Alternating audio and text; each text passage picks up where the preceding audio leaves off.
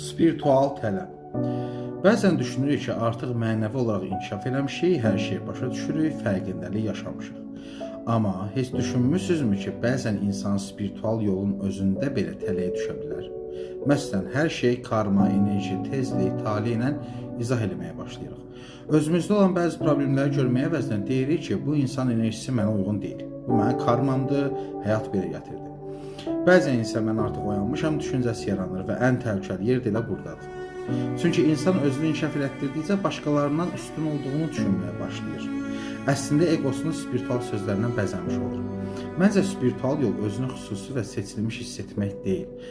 Əksinə özündə görmək istəmədiyin tərəflərə baxa bilməkdir. Öz səhvini qəbul etmək, öz kölgənlə üzləşməkdir. Başqasını dəyişdirmək əvəzinə özünə baxmalıdır. Çünki həqiqi spiritual inkişaf insana mən hər şeyi bilirəm dedirtmir. Əksinə insanda belə bir hiss yaradır ki, mən hələ çox şey öyrənirəm.